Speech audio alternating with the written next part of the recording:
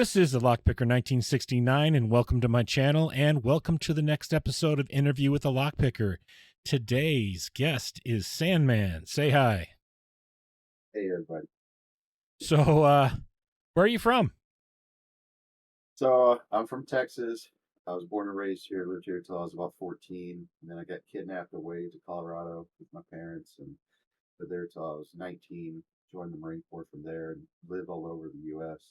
From there, I've lived everywhere. I've lived in Kentucky, lived in California. I've forgotten most of the states that I've lived in, but I try to always make my way back here to Texas. I really like it here, so just been here most of my life, I'd say. Okay. So, how did you get into lock sport? So it's kind of gnarly, and I'm going to give a bit of a backstory leading up to it. I joined the Marine Corps in 2005, and in 2005, the world was reacting to the World Trade Center, being hit by the terrorists, and I wanted to be a Marine, and I wanted to be a combat veteran, and I wanted to go to Iraq, serve my country. My father's a Vietnam veteran. Both my grandfathers served in World War II. We have family going all the way back to the Civil War that served. So I just wanted to be a third generational war veteran. And at the time, we thought that the weapons of mass destruction and all that other gnarly stuff. So I went in the Marine Corps pretty altruistic. I went in a good Christian kid. I was a virgin. Like I'd never drank alcohol, never done drugs, never did anything bad. And I went in the Marine Corps and in boot camp was a real eye opener for me and the other young guys. We had never been around hard men before. We'd been around our fathers and maybe some uncles or maybe at a boxing gym or something, but these were hardened, war veterans. And so there was a steep learning curve on what it's like to become, a man and learn to be a warrior, to be a survivor, and then to be a Marine. And one of those things that we were exposed to was diversity, and the diversity was at night, like 2 minutes before rack time at like 10 o'clock at night. I guess 2200 they call it.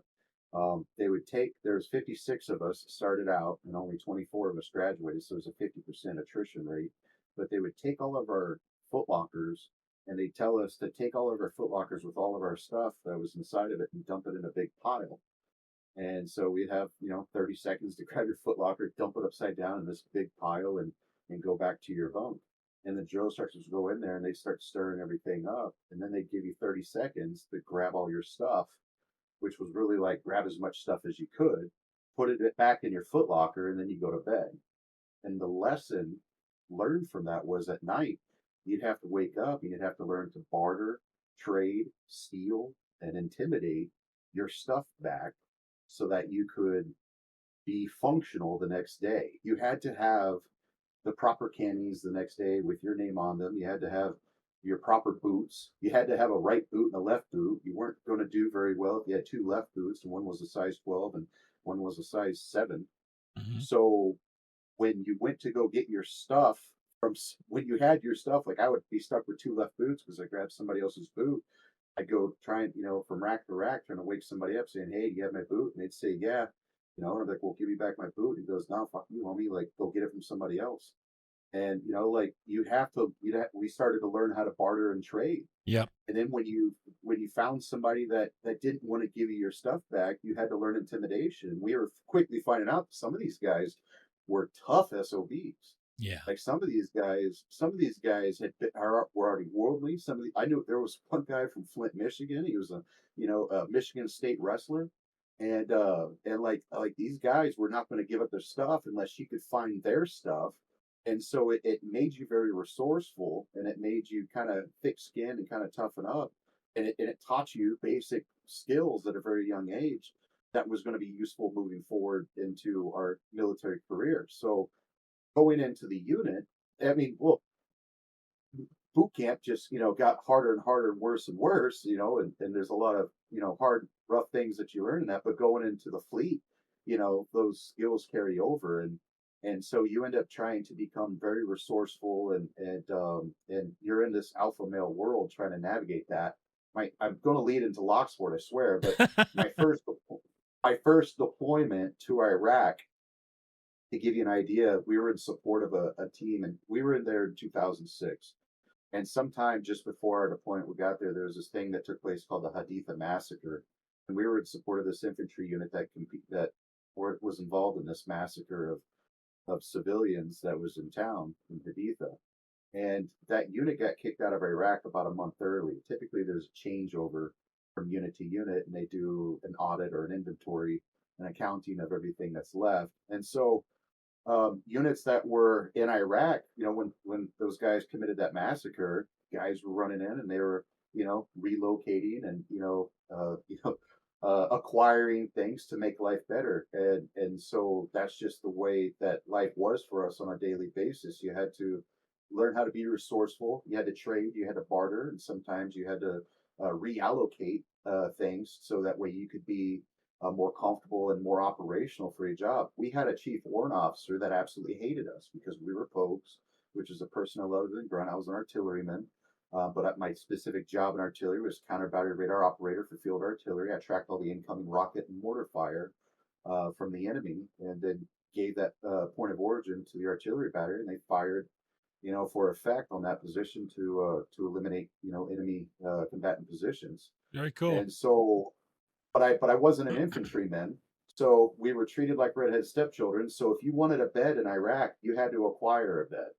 If you wanted a mattress, you had to go where the mattresses were, create a diversion, and find a way to get into the tent that had the mattresses and work your way out of there. If you couldn't find a way to barter for it, if you wanted air conditioning, you had to acquire it. If you wanted anything in Iraq, you had to get it for yourself. If you wanted to go eat, we had one Humvee and the chow hall was a couple miles away. If you wanted to eat, go find a Humvee, go find a Humvee and make it happen. Because our leadership took the Humvee. Chow hall's open for 2 hours. They're going to be there an hour, 45 minutes. You got 15 minutes to try to scramble 6 to 8 guys inside of a four-seater Humvee. It's not going to happen. So find a Humvee. So everything about my experience in the Marine Corps in my first deployment in Iraq was being resourceful and being worldly and doing what you had to do to survive to make life comfortable and to be able to make the operation happen because we ran 24-hour operations. So I was sleeping in the mud, getting rained on, because and I had night shift 2 a.m. to 10 a.m. and then I would fill sandbags and dig ditches. And I did this 7 days a week for 6 months without a single day off. And it's like, well, I'm tired of sleeping in the mud. I want a bed. So I Yeah, found a bed. It was I would imagine that knowing how to pick a lock came in handy to get the things you wanted to get. Yeah, and I'm going to get into that. Basically, I wanted a bed, so I found somebody else's bed. I wanted a mattress. I found a mattress. I wanted a pillow. I found a pillow. So my second deployment comes around, and we actually have everything that we need because the guys that were there before us were already very resourceful. And so I decided, if I may have to make a career of this military stuff, and I found the benefits of being resourceful and the resourcefulness of it all. And so I was like, I need to invest in these skill sets just like anything else. So Hmm. I went on to lockpicks.com, which is owned by Brokerage based out of Florida. And I purchased the HPC Superior Lockpick set for $80, lockpicking for the new millennium for $40, and I bought a Master Lock number 3, and then I bought a book called Improvise something something, like lock picking. And I taught myself how to pick a lock over 18 hours. I can teach anybody in the world how to pick a lock in under 2 minutes. I haven't found anybody I can't teach how to pick a lock in 2 minutes if they're sitting next to me. I mean, I Okay. can do it, but it took me 18 hours to pick my first lock. I remember throwing that lock across the room 3 different times over 3 days, and finally on the 18th hour, I picked that master lock, but I didn't know how I did it. And then it took me another 2 days to be able to pick it a second time after that. And then I got addicted, and I was bitten by the bug. But lock picking for me was a skill set of war, just like martial arts, just like shooting, just like vehicle maintenance. If your vehicle breaks down on your way into battle, you're done. So everybody in the Marines knows how to maintain their vehicle. Everybody in the Marines know how to maintain their gear. Everybody in the Marines knows how to sew. We all know how to. We don't have laundry in the Marines. You clean your own clothes. Like you cook your own food, you do all this stuff. And so lockpicking was a skill set of war, and I never saw it as a hobby. It was something that I knew that I was like, this is something I'm going to need, and it came in handy a lot of times. That there was So a lot of shenanigans going on. so how did it transition into what you associate as being lock sport as we know it Yeah. today. So I had been on LP 101 and all that stuff. I didn't understand how to read write ups. I didn't understand the benefit. I didn't know there was a hobby. I didn't understand any of that. I taught my Marines how to pick locks. I taught them how to get out of handcuffs. We practiced the basic stuff, like among each other. But it wasn't until I got out of the Marine Corps and I was dating a girl, and she had some guy that was stalking her, and this guy was prior military, and I didn't know how to deal with this, and this was a lot of drama. And I was like, well, I started thinking about it like a Marine. I was like, the first thing I need to do is I need to be able to change my physical security. That's the first thing I can do. I'm in no control of what is going on in this woman's life, but I can at least control our habitat. So I went to a locksmith to go buy some locks to change the locks on this apartment we were staying in. And he asked me, he goes, "What are you doing?" I said, "I'm looking for locks." He goes, "What for?" And I didn't want to tell him this. So I didn't feel it necessary to go tell them my life story and all the drama I was going through. I just told them that I collect locks, and they thought that that was unique, and they literally hired me on the spot at that locksmith shop. So, and I needed a job. So I was like, okay, well, I'll learn locksmithing and this will feed into this skill set that I have, and that's going to be great. And, but I was a hobbyist lock picker, unbeknownst that that was even a hobby. So I was picking locks in the shop, and I got to where I was starting to pick a Medico up to 4 pins. I picked it successfully up to four pins, and I'm learning to try to progressively pin it up to 5 pins. Just some trick I learned from watching Kokomo Lock on YouTube. And they started accusing me of stuff. They said you're wasting company time. These locks can't be picked. They're unpickable. Like this is this is not good for the company. You should just be sweeping or cleaning. Don't be doing this. And then they started accusing me of wanting to be a thief and, wanting to, because I reminded them of a previous locksmith that was a thief and he was into picking locks and he stole one of their vans. So, you must be up to no good too. Yeah. And so I finally reached out to this locksmith on YouTube that I had been following named Kokomo Lock, based out of Kokomo, Indiana. And I said, "Hey man," I was like, "I hate these locksmiths that I work with. These guys don't even know how to turn on their computer. I literally am the guy that turns on the computer. They don't know how to push a button." And they're accusing me of wasting company time for learning how to pick high security locks. They're accusing me of being a potential thief just because I love picking locks. And I was like, "Can I call you? Can we talk about this? Because this doesn't feel normal to me." So he called me and he gave me the kind of the skinny on how there's this huge divide between locksmithing and what is called lock sport. And I said, "What the hell is lock sport?" He goes, "You're a lock sporter." He goes, "That's what it is. You're a lock sporter." Mm. And I was like, I didn't know that was a thing. And he goes, I said, he goes, I said, "Is that what they do on LP 101?" He goes, "No, man, go to keypicking.com." And he goes, "Just meet me there and we'll talk there." And so that was over the phone. He gave me a cell phone over, over a YouTube video. And then I went on to keypicking.com and it was all over from there. I became addicted. I was on there 8 hours a day. I started creating my own meetups. I started going to meetups. Like it was just all over from there. And I wasn't active making YouTube videos or anything like that. And I was a bit of a jerk because I was going through my own personal stuff and I'm taking it out on people on the chat. Yeah. I was not the right kind of person for the forum world, but the forum world opened my eyes Hmm. because they had the world's greatest write-ups on how to pick locks, the history of locks, the history of the tools, what tools are the best tools to buy. It was all reading, and I was reading several hours, like 4 to 6 hours a day for like 6 months. I just became addicted to it.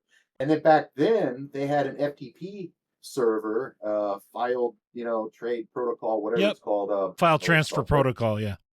there it is. They had an FTP server that was run by Locksmith Army back then, and so anybody that had any information, whether it be locksmith ledger magazines or any type of like even like safe drill points, automotive hacking, or getting in automotive entry techniques, anybody was welcome to go onto the FTP and upload these files, and you had to have permission to get onto the FTP.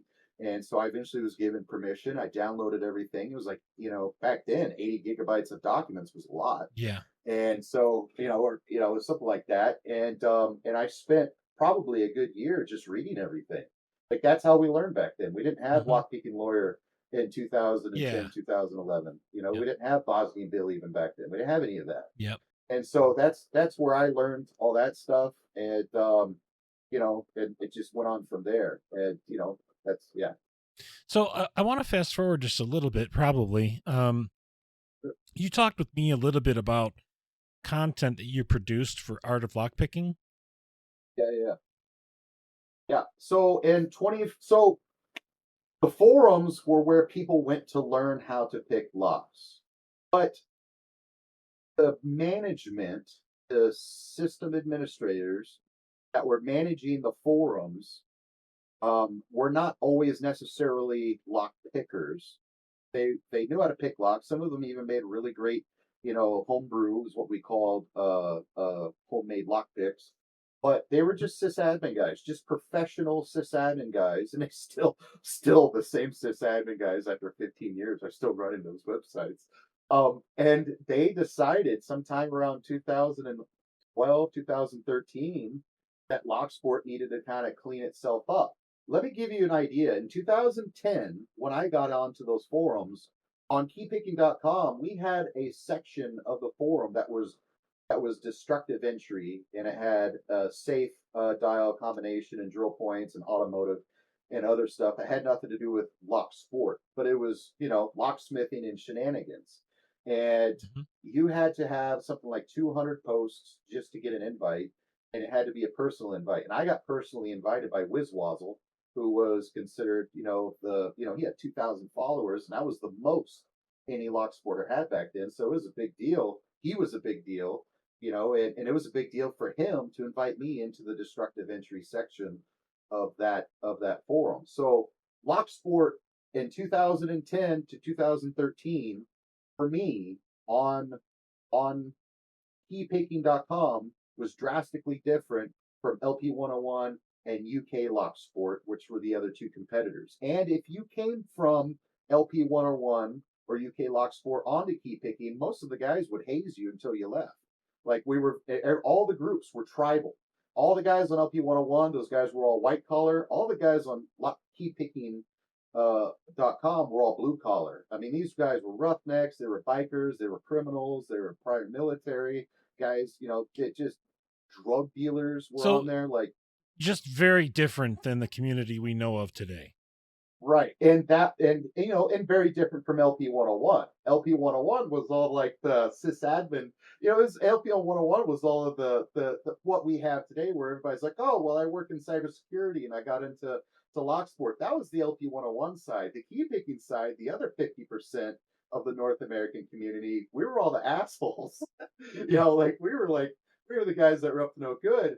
But we weren't criminals. We weren't breaking the law. We really did like lock sport, but we were Yeah. like a no holds barred type lock sport. Well, the guys that were in charge of LP 101 slowly started to get control of keypicking.com. I think guys like Smokestone, NBA, or MBI. I can't remember. I think it was MBI. And then guys like Elbow Macaroni from Key Picking slowly started to do some stuff with LP 101. And the big transfer was Hallish Chalmers, who is my best friend and my mentor. Hallish Chalmers, who was the original owner of KeyPicking.com, his mother passed away, and he got tired of dealing with hackers and all these other people. So he just gave the website over to the new management. New management said, "Good, we're just going to clean house."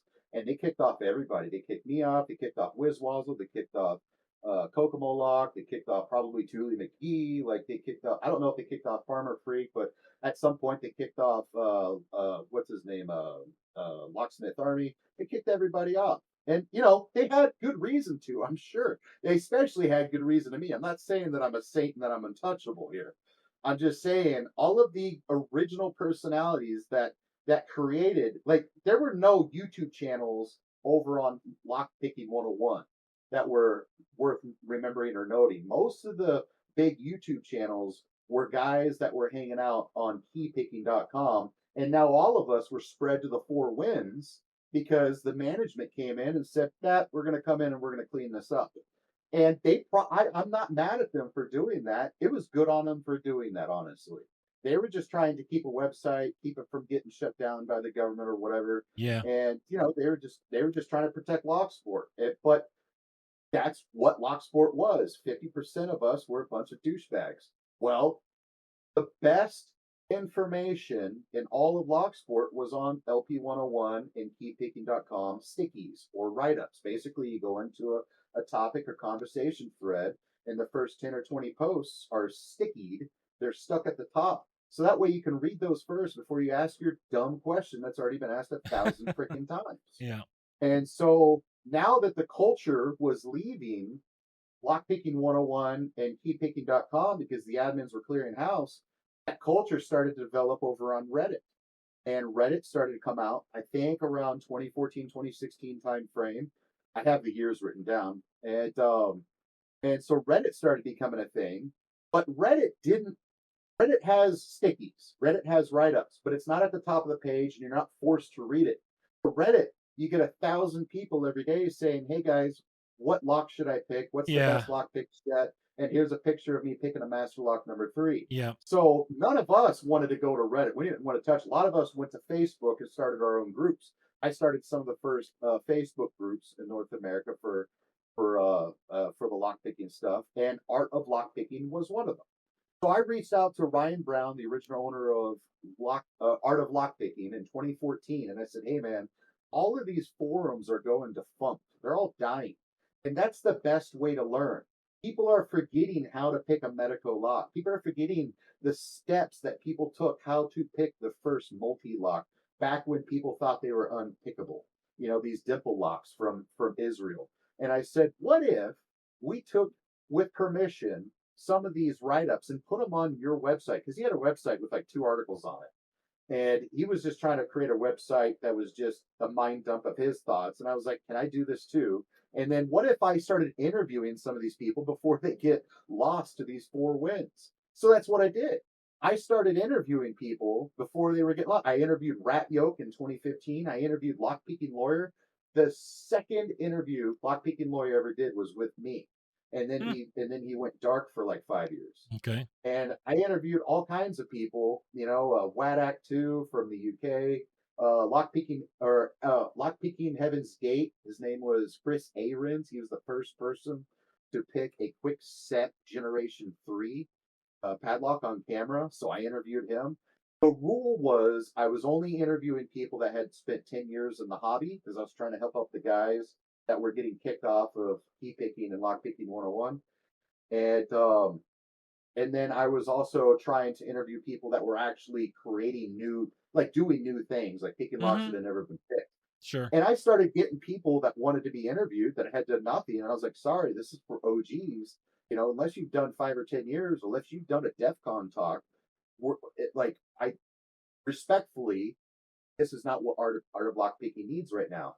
So I built a very strong reputation with Art of Lockpicking for those 4 years, 2014 to 2018, doing interviews and writing articles. My articles that I wrote for Art of Lockpicking would receive 60 to 80,000 unique views per week Wow. on that website. If you Googled how to pick a lock from 2014 to 2018, the top like 5 of the top 7 search results in Google were our or my articles that I wrote. If you Googled how to pick a lock, you were reading my articles from 2014 to 2018. Very cool. In 2018, me and Ryan Brown decided to go separate. He was able to take the site, make it go green once he started selling Peterson manufacturing lockpicks. The site went green Yeah. after the first 2 years, and so he no longer, had to worry about spending, money to keep that website up. And he wanted to focus on his career.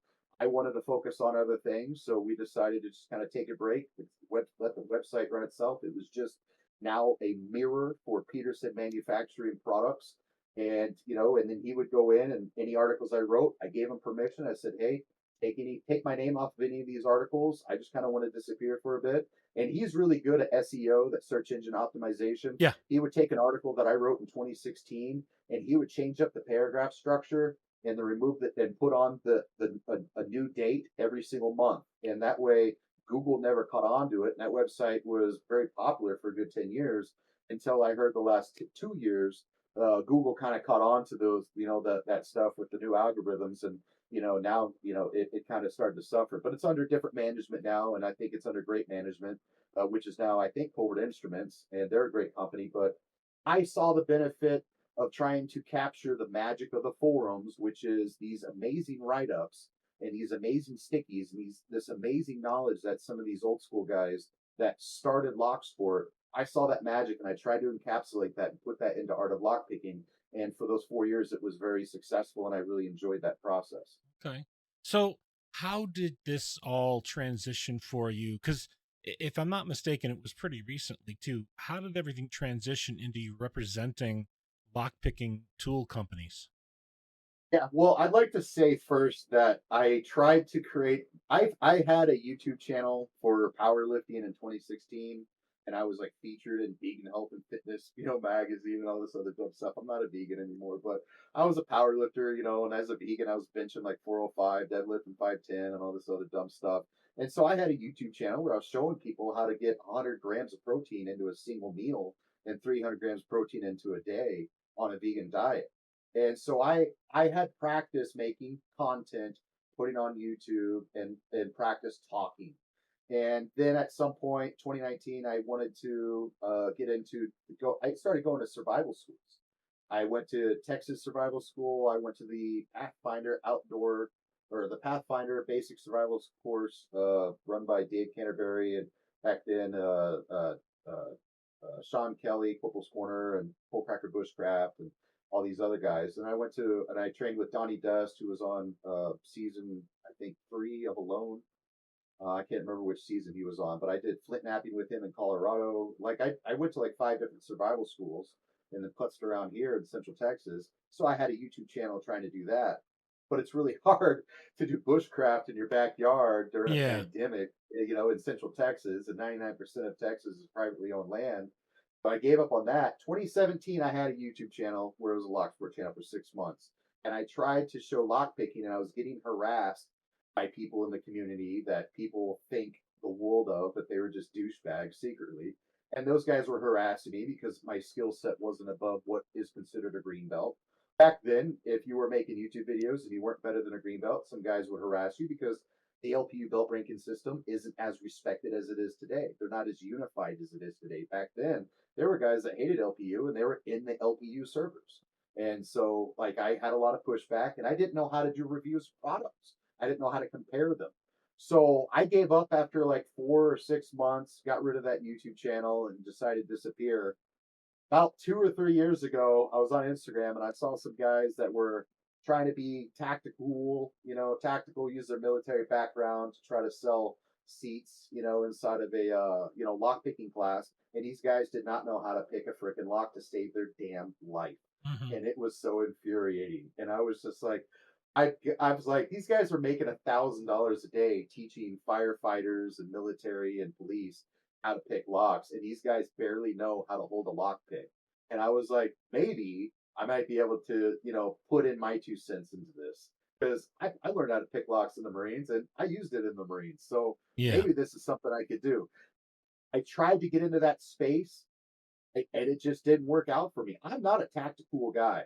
I've got war stories for days. I did 2 tours in Iraq as a Marine artilleryman. I did one in Afghanistan as a private security contractor. I went through a police academy, 2011, graduated with 618 hours basic peace officer course out of Lubbock, Texas. I was a certified certified PPO, personal protection officer, which is a level 4 guard card for the state of Texas. So I was a licensed bodyguard, and I was a bouncer for 10 years. But I swear on my soul, I am not a tough guy. I am not a tough guy. I was never a pew pew guy downrange. I was never a running and gunning kind of guy. I was just tracking incoming with my radar, and eliminating threats. Hmm. And so when I wanted to consider getting into the tactical space, the lock picking, I I went into it very honestly and didn't try to take pictures of me with guns or anything other than what I already had from Iraq and Afghanistan. I didn't want to try to sell seats based off of my military career. Hmm. I really just wanted to try to make a reputation off of, I've been doing this shit for 15 years and I'm Yeah. better at lockpicking than anybody else on Instagram, except for lockpicking lawyer. And it's and I really tried that route, and it just really wasn't working for me. But I was mowing lawns at the time. I'm retired, medical disability, but I was able to mow lawns, kind of make some side income. And I told the wife, one day I almost passed out mowing somebody's lawn. I said, I can't do this. I'm almost 40. And I was like, if it's okay, I want to try being an influencer, and I want to create a YouTube account, and I want to be an influencer in this thing, Log Sport. She's like, yeah, sure, I support you. I don't think she understood what that meant. In my mind, I knew that there was a vacuum. And the vacuum was created by Bosnian Bill doing reviews and retiring. He started in 2012, retired 2020. All right. I knew that the vacuum was lockpicking lawyer starting in 2014 and retiring from doing reviews 2020 when he made his company with Robert Pingor, which is Covert Instruments. I knew that there was a vacuum, and I was like, nobody's doing reviews in North America. And if I don't step in, then some other person's going to step in, and they're not going to know half the shit that I know because they haven't been around this long. And my fear was is going to be one of these tactical guys, stepping in that had no idea what they were talking about. So Yeah. I decided to create a YouTube channel, and I knew I needed product to review. I just needed something to talk about. It is not hard for me to talk about myself or about an inanimate object for hours on end, as you have all heard. So I spent $3,000 on my Affirm credit card. I spent $3,000 purchasing from Lawlock Tools, Bare Bones, Culvert Instruments, Multi-Pig, whatever I could get from Jimmy Long's, from everybody, HPC, Right Hand, Brokage, Majestic. I was buying from everybody around the world, and I was doing a couple things in that process. One, I was buying my own tools on my own dime to do my own reviews. I didn't want somebody to influence me to give them a good review because I knew it would come off as not genuine. I knew that that was going to be very apparent in my voice and in my recommendations based off of previous experience on YouTube. And secondly, I knew because I'd been around long enough, I'd been around for 13, 14, 15 years by this point, that all of these manufacturers know each other. They all talk to each other. Mhm. And I knew that if I went to Lawlock Tools and I bought $400 worth of tools, and then if he tried to offer me tools for free and I told him no, that's respect earned. Same thing with Bare Bones. Same thing with Covert Instruments. Same thing with Multi-Pick.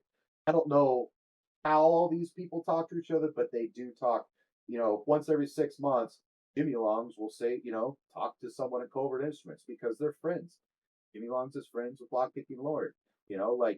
At some point, someone from Moki is going to talk to Jimmy Longs or talk to Bare Bones. These conversations happen, and at some point, I knew that if I started purchasing and doing these reviews that weren't bought and paid for, these manufacturers were going to talk to each other and talk to the other people that are on Discord and Reddit, and they were going to say, "Yeah, no, he paid for it with his own money. Yeah, no, this is his actual point of view. Like, no, we don't know who this guy is." So it was important for me to make my own reputation. Excuse me, yeah, reputation by spending $3,000, my own money credit and purchasing everything, and that gave me 6 months worth of stuff to talk about. Mhm. After the first 6 months, I started to realize, wow, multi-pick is really good. Wow, Covert Instruments has 301 high yield, not 301 full hard. Nobody knows this, and nobody is giving Covert Instruments a good review. So I gave Covert Instruments the first good review. And I'm like talking about Jimmy Longs. Jimmy Longs was the very first manufacturer I ever did a review of. So, because and in that review, the very first video I ever did was the Jimmy Long's tools. And I said, these are going to be the tools of the future. These are going to be the best lockpick tools on the market 2 years from now. Watch. And guess what? I am not wrong. And Correct. so, after I had made a name for myself and I had built my reputation for being honest, because I bought all my own tools, I then decided, okay, I feel comfortable reaching out to Multipick and saying, hey, I've spent $500 on your tools just in the last 3 months.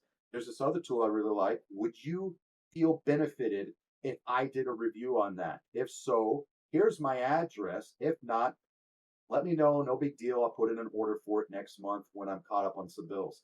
and they seem to really appreciate that mindset. There's a lot of people in this industry, in this hobby, that reach out to people, say, hey, if you send me tools, I'll give it a review, I'll give it a good review. It's the wrong way to go about it.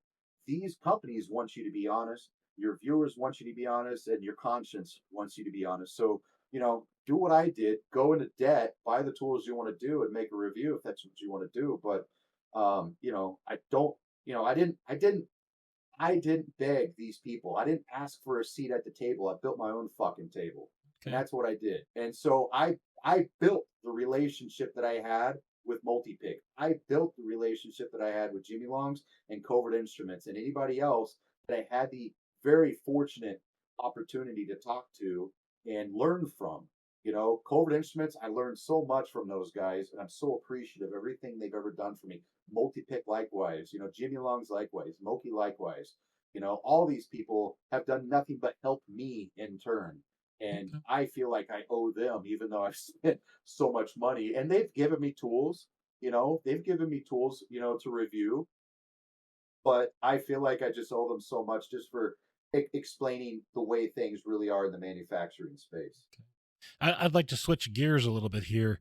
You mentioned a while back that you mentioned about the LPU, the belt ranking system, and as I understand it, you're a red belt. Yes, sir. Yeah, I'm a red belt. I've picked one black belt level lock. It was an ASA 700. I've got that on camera. I showed it, on my YouTube videos.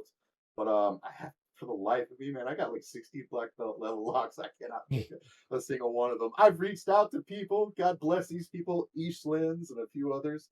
And I'm like, man, let me try one of your black belt level locks. And for the life of me, dude, I can't pick them. Those guys are so much better than me. But I want to say this, man, in 2010, if you could pick an American lock, you were a lock picker. You were a hell of a lock picker. And Hmm. people were like, God damn, this guy picked an American. And then the step up from American probably was an IC, a best IC interchangeable core, 6 or 7 pin. And then the step up from that probably was a Medico. But I could literally list on one hand all the people that were picking Medico locks. It was probably Kokomo Lock, Farmer Freak, and like Locksmith Army, and maybe like a couple other people, Wiz Wazzle. That's four right there off the top of my head. There weren't too many people making YouTube videos of picking Medico locks. And so Medico lock was the pinnacle until people started picking ASA 700s and then ASA Twin 6K with a sidebar. And I remember for me, the first person I ever saw to pick that was a guy named Zeo, spelled XEO. And he was one of the best lock pickers I'd ever seen. The guy was so good at picking these ASA cylinders that he got so much hate in the comments that people thought that he was faking it. Even though he'd pick cutaways, he'd do all kinds of stuff. These guys were gutting the locks before and after, just showing the assembly, disassembly, and picking the lock. It didn't matter. And but I was so impressed with him that that's why I started using Jim style hooks because that's what he used. And so anyways, the measure of a lock picker back then was an American lock. If you could pick an Okay. American lock, you're a good lock picker. Today, we now have the belt ranking system. I love the LPU belt ranking system. I believe that is what lock sport is today. I don't see anybody else trying to make a hobby or a sport out of this that is legitimate other than these guys. I wish the Open Organization of Lock Pickers tool would recognize the LPU belt ranking system so we could unify both of these Yeah. organizations.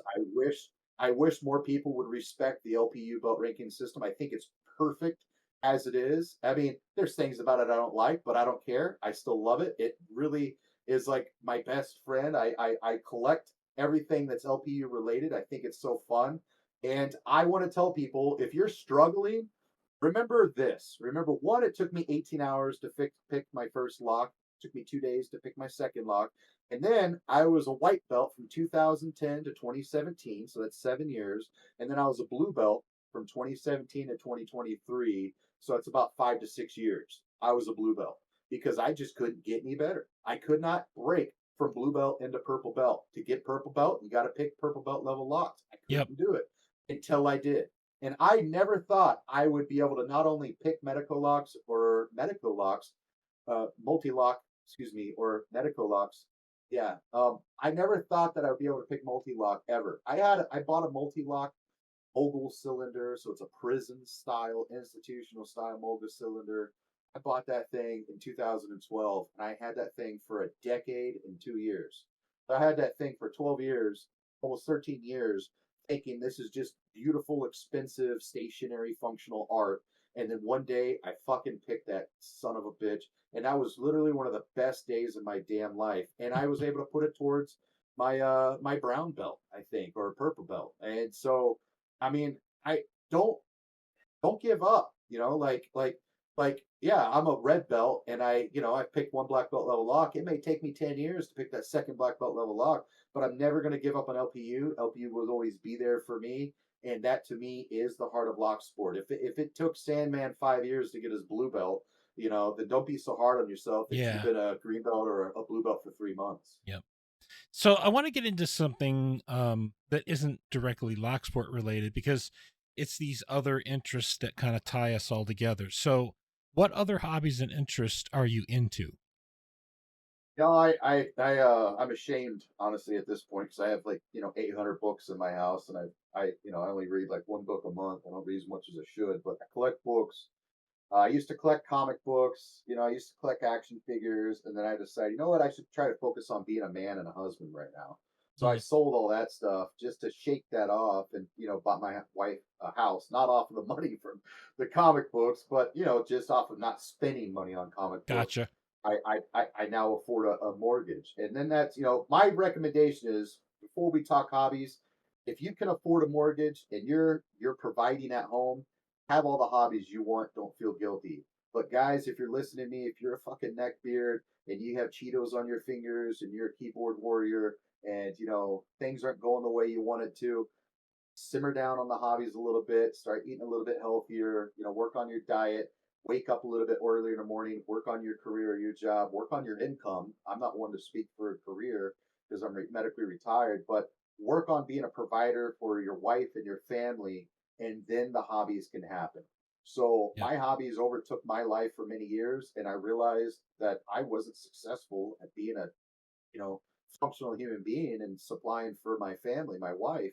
And so I put my hobbies on hold. I just got rid of everything and then got my shit together, got the house for my wife and then settled down. I'm like, all right, now I can have hobbies. Now I can start collecting. And I am a freaking collector. That's what I am. I'm Yep. not, I don't, yeah, am I a lock picker? Sure. But I'm a collector. I collect locks. I got 450 locks in my house, probably, maybe 500. I've got every lockpick set in the world except for like two because I don't want to spend money on garbage. I've got thousands of lockpicks, but I also, I collect the books. I collect guitars. I've got woodworking in the garage. I collect traditional hand tools like Stanley tools, Miller Falls, type tools from 1900s up to like the 1940s, which was like the apex of hand tool woodworking before power tools started to take over and the technology for hand tools disappeared. So I collect hand tools. I collect luthier tools. I collect gun building tools. I build all my own guns. My father is a master mechanic. My father was a master mechanic for well over, I don't know, 50 or 60 years. He's in his late 70s now, and he built his first motorcycle when he was about 15 or 17, in his grandmother's garage. And he learned automotive, from both automotive shops. He learned to work on the body, the interior, and the engine. Back then, you were a triple threat if you do all three. And then he worked in a machinist shop, learning from my grandfather, my mother's father, his wife. I said my wife, my dad's wife. Her father was a machinist, and he had such a good machine shop that he was making scopes for the U.S. Army just after the Korean War and leading up into the Vietnam conflict. And so that machinist shop was a contractor for the Department of Defense. So my dad learned, very high precision machinery or machinist stuff. So then he went to the Air Force and was a mechanic on F-4 fighter jets, and then got out, worked for Six Flags, and worked on steam locomotive engine and roller coasters for over 35 years. So I grew up around watching a master mechanic, and I learned the value of quality tools. And a quality tool is a tool that you can afford, the most expensive tool that you can afford, but that you maintain and you know how to use properly. You don't Sure. use a wrench as a hammer. You don't use Yep. a screwdriver as a punch. It's just people try to call themselves craftsmen and they look at their tools, and there's nothing wrong with buying tools from Harbor Freight. A craftsman buys the tools that he can afford, but how you maintain the tools and how you use the tools is what makes the craftsman. Yeah. And so I was able to take that life lesson, and I went to Gallup School of Guitar Building and Repair in 2021, which is considered one of the best schools for lutherie in the world.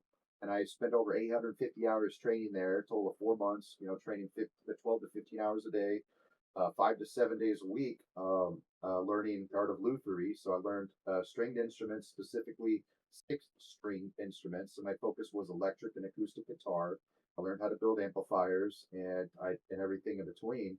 So I built an electric, built an acoustic all by hand using rasps and files and everything, and built the amplifier by hand. But that was using a router table and jigs and stuff. And but I was able to learn I would never been a mechanic. I'd never worked with my hands prior to 2021, other than going to school for welding and being a construction worker and a tile layer and a window setter and everything else like that. But I was never a craftsman. It wasn't until I went to school for guitar building that I started to realize, oh, there's a difference in the tools that I buy from Harbor Freight than the tools that I buy from, Yeah. Yeah. Nicholson files, Stumac files, and Swiss, Grobet, Yep. files and Yep. things like that. And so I started to realize, oh, there's an actual difference, and it really comes down to what you can afford.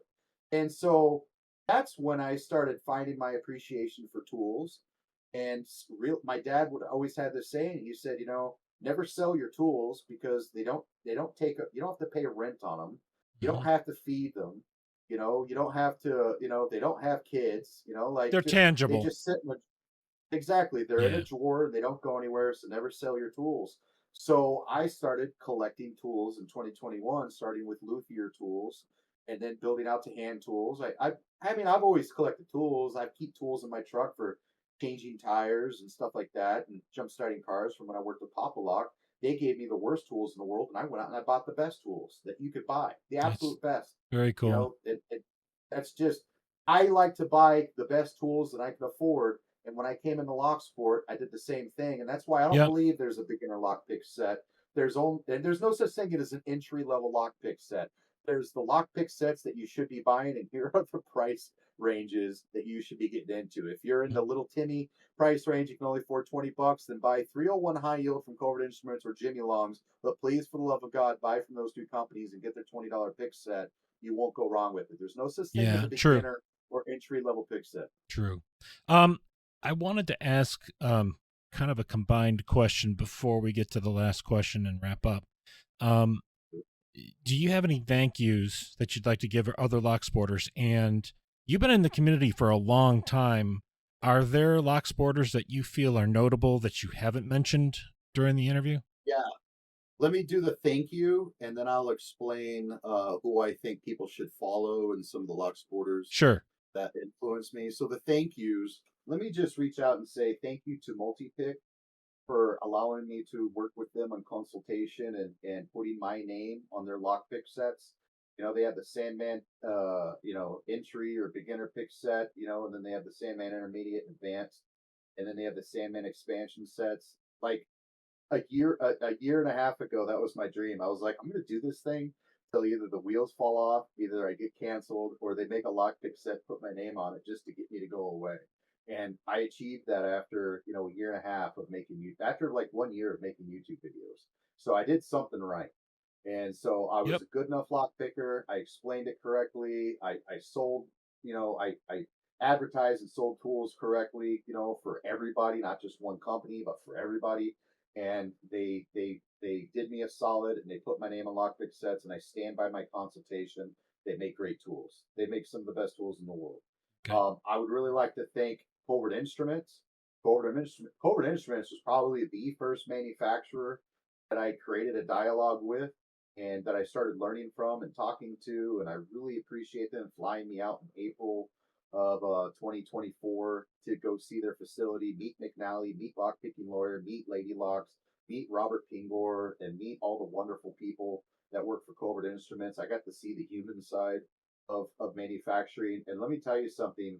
Robert Pingor, Lockpick, and Lori McNally are some of the nicest people in the fucking world. They would do they would do anything for anybody in lock sport. And it's so easy to demonize a manufacturer or a large Yeah. manufacturer.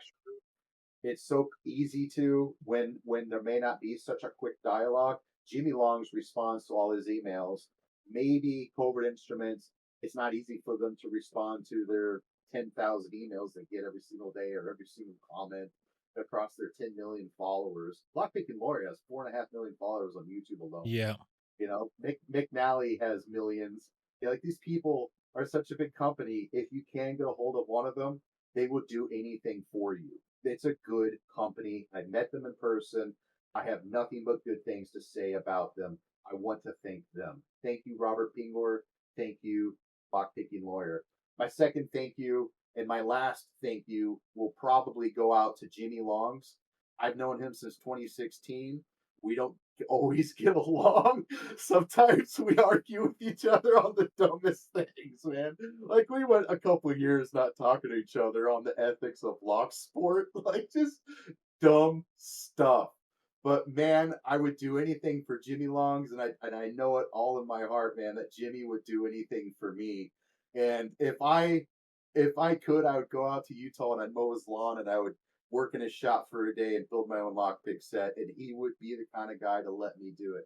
He is such a good human being.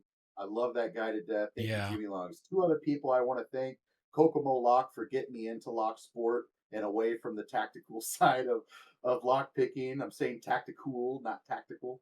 And last but not least is Hallis Chalmers. Hallis Chalmers, the original owner of keypicking.com. He is not only my best friend and my mentor, he has been like a father to me. With respect to my own father, Hallis Chalmers has been like a father to me these last 15 years.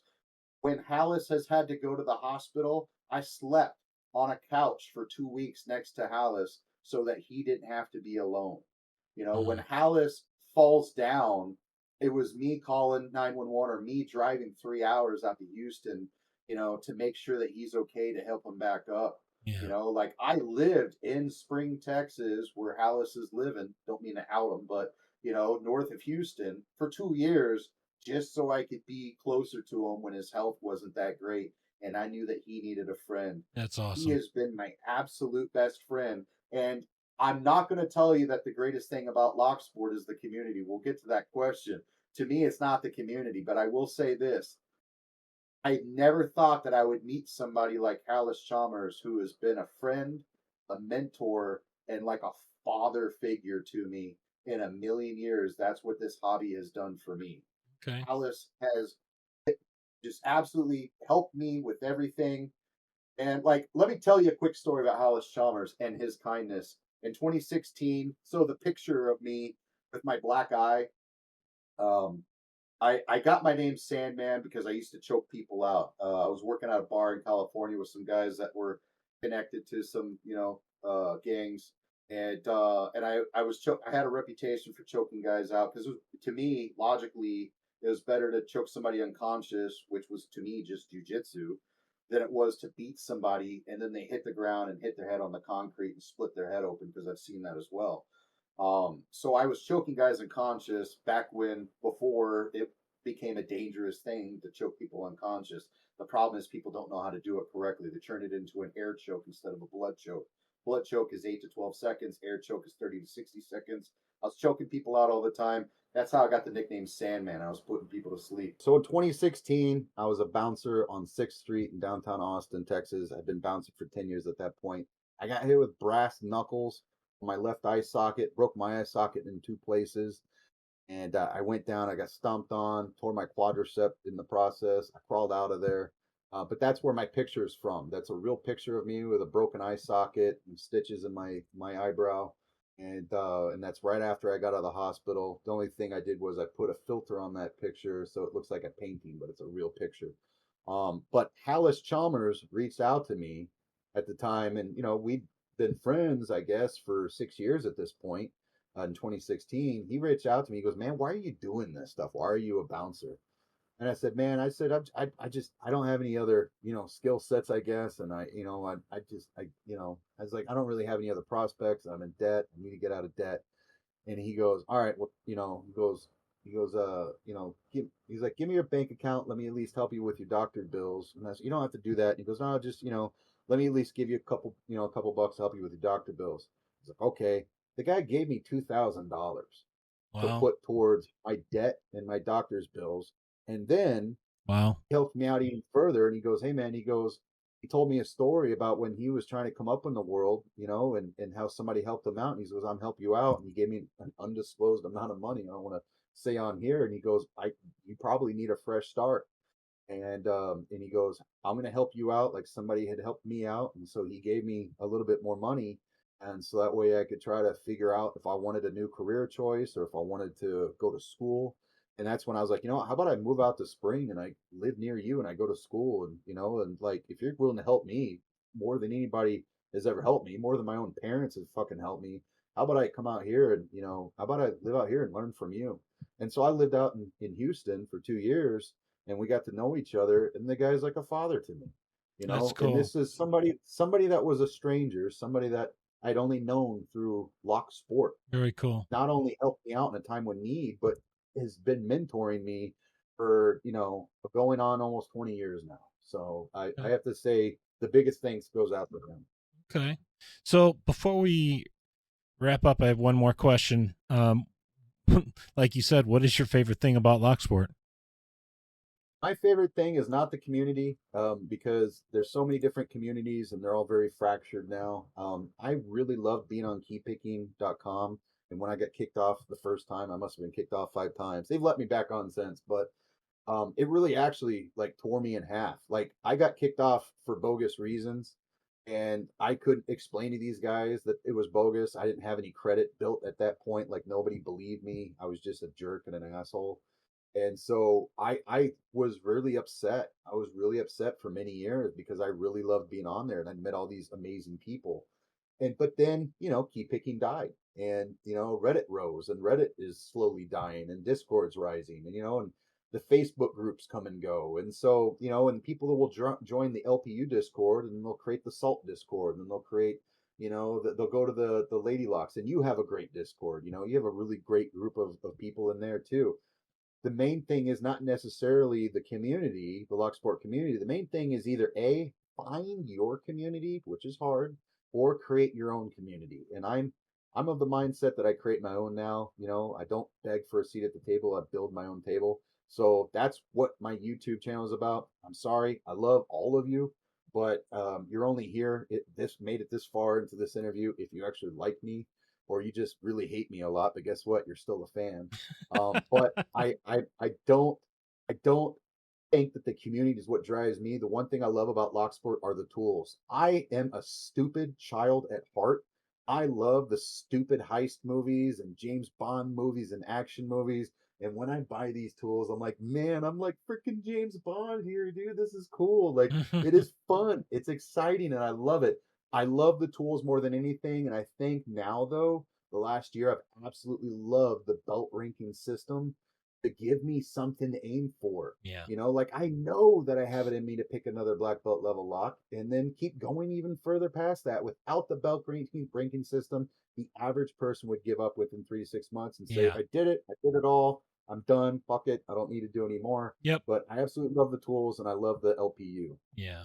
So before we wrap up, is there a final message you'd like to give to our audience?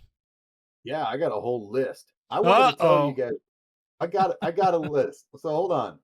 In 2010, Kokomolok, Zio, Farmer Freak, Wizwaza were the best pickers from what I remember on YouTube. Skylar Town and Jagor were the North American champions that were on LP 101, and they had competed at DEF CON against each other, and they both were champions in their own right. And that was like 2009 to 2012 time frame. I don't know what years. Back then we learned by reading write-ups. We didn't really have YouTube videos. We just watched YouTube videos to see that it could be done. Disney and Bill showed up in 2012 and took over the whole YouTube scape and started doing reviews because people are consumers and they love to get someone else's opinion. They love the personability. They love the comments. They love, the jokes. And so he really took over. Lockpicking Lawyer didn't show up until 2014. And I would have to say that things still didn't get better until like 2022. 2022, like we had our first 301 high yield in 2016 from Chris Dangerfield, also known as Lockpicking Legend, out of UK Bump Keys and Lockpick World, and that was 2016. And then Lawlock Tools 2017 timeframe had 301 high yield, but that's all UK. We didn't have 301 high yield in America until probably like 2022, and that was Covert Instruments. And Covert Instruments had 301 high yield stainless steel. Then Jimmy Long's and Moki came out in 2023. So right now in 2025, we now are at like this like peak, this apex, the highest Yeah. level of what Locksport can provide. So, you guys don't realize how far we've come. And I hope you guys can put it in perspective. We didn't have shit. Like back in 2010, if you wanted to buy a lockpick set, you had to know a locksmith, or you had to know what website didn't vet you as a locksmith to be able to purchase that pick set. And then you made your purchase. Sparrows became famous because they were the first manufacturer to openly distribute tools to people that were not government or military or law enforcement or locksmiths or tradesmen. They just sold to anybody starting in 2007 out of the garage, and then started selling tools in 2010, and then they started selling this plastic dip shit in 2011, but they have never innovated ever since, and the quality control has gone down. So that's why they were famous, not because they're good, but because they were among the first. I would like to tell you guys that what's happening now in the last 3 years, Covert Instruments, Jimmy Long's, Moki, Multipick, all these companies that have just popped up out of nowhere. Multipick's been around a long time, but they're becoming more accessible because you can now buy them through Alaska, like Lockpicker's Bench. These are the guys that are making Locksport happen. Now then, I would like to tell you guys that if you're a beginner and you want to get into Locksport and you want to be like, well, who do I learn from, Sandman? Go to YouTube and check out Helpful Lockpicker. Those are the best videos for beginners. And then check out Bosnian Bill.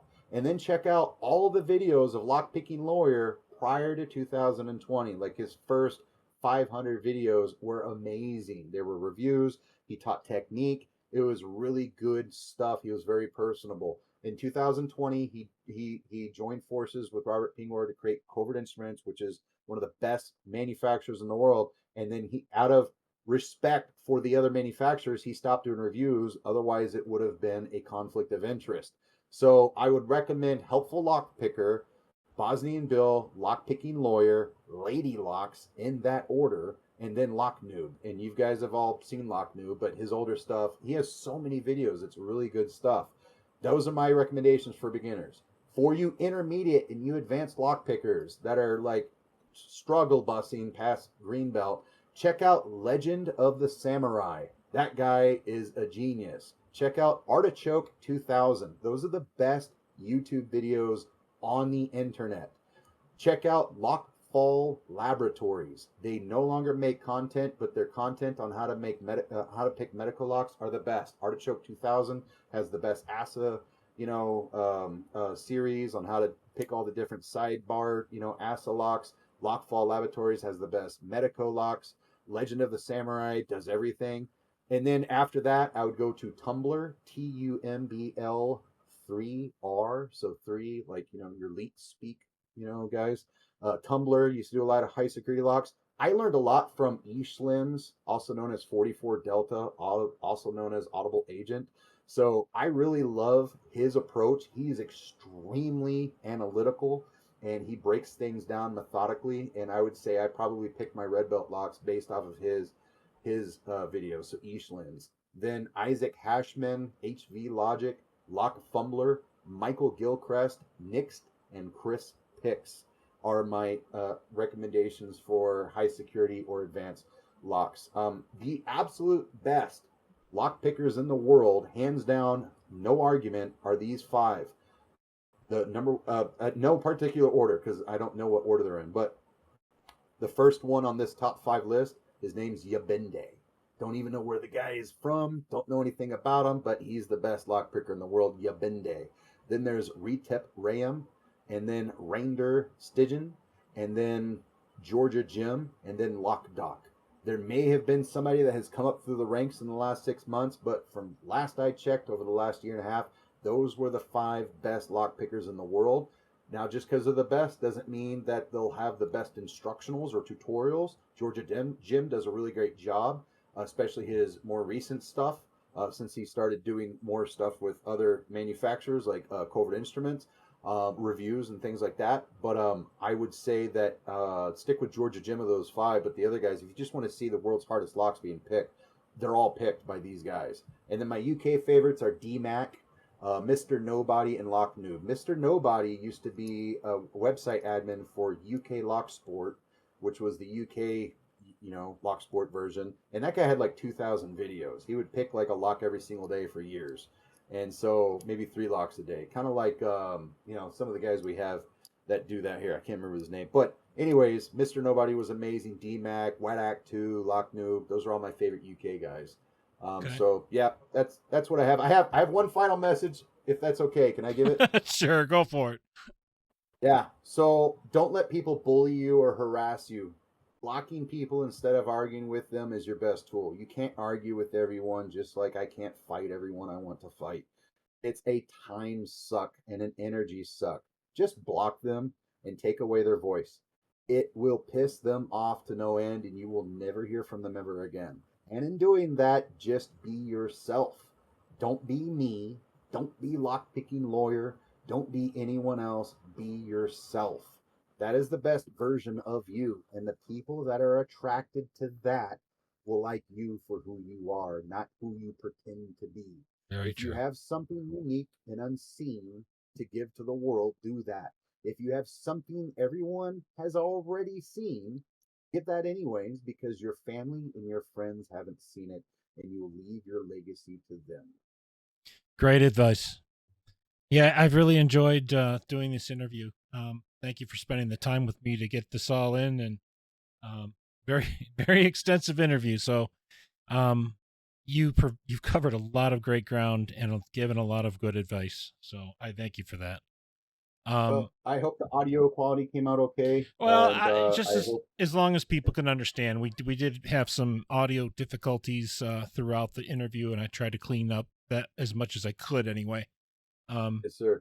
But I'll do what I can Hey, after the I fact too. appreciate the I appreciate the opportunity. I was hesitant to do this for a year and a half, and then I realized I'm Yep, not going to remember half this shit 5 years from now, so I better talk about it now while I can remember it. I got you. I understand that one. All right, so if you haven't been interviewed yet, why not? Get in touch with me. We'll get something set up, and we'll let the community get to know who you are. So with Okay. that, I'm going to wrap this one up.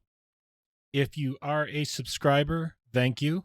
If you are not yet a subscriber, please hit that subscribe button, turn on notifications and all, and hit like on the video. And thanks for listening.